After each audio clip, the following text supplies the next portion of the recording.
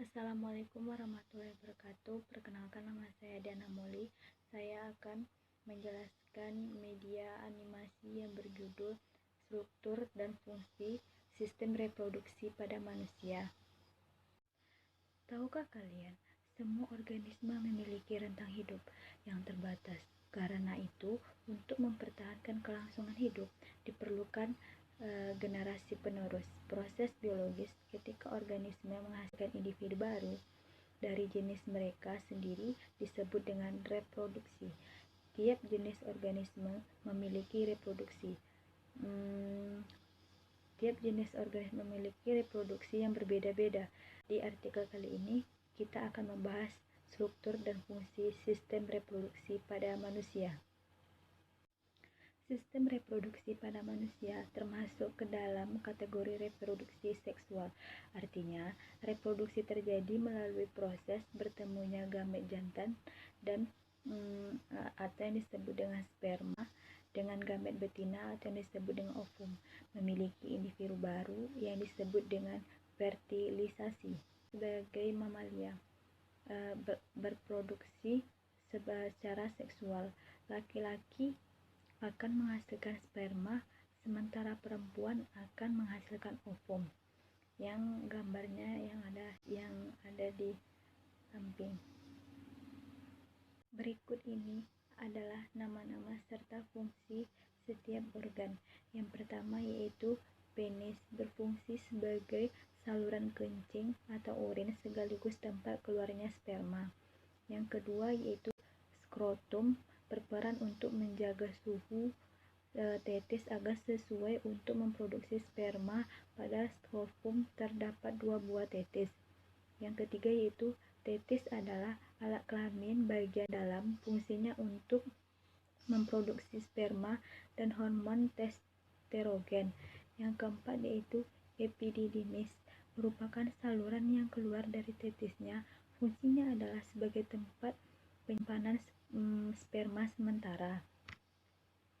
Yang kelima yaitu saluran uretra, adalah saluran yang terdapat dalam penis dan merupakan akhir dari saluran reproduksi. Perannya adalah sebagai saluran keluarnya sperma dan urin. Yang keenam yaitu vasikula seminalasi, merupakan kelenjar yang menghasilkan zat yang berisi basa atau alkali, fruktosa atau disebut dengan gula monosakarida, hormon prostaglandin dan protein pembekuan. Yang ketujuh yaitu kelenjar prostat, terdapat di bawah kandung kemih, fungsinya adalah menghasilkan cairan yang bersifat asam. Yang kedelapan yaitu kelenjar Cooper, menghasilkan lendir dan cairan bersifat basah, fungsinya adalah untuk melindungi sperma dengan cara menetralkan urin yang memiliki pH asam yang tersisa. Ini adalah gambar sistem reproduksi wanita. Berikut ini adalah nama-nama organ beserta fungsinya. Yang pertama yaitu vagina, adalah saluran yang menghubungkan lingkaran luar dengan rahim sekaligus tempat mengalirnya darah menstruasi dan saluran keluarnya. Yang kedua yaitu cervix, merupakan struktur rahim bagian bawah yang menyempit dan membuka ke arah vagina.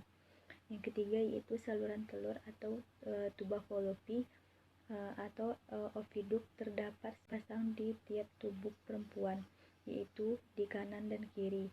Oviduk memanjang ke arah samping dari uterus.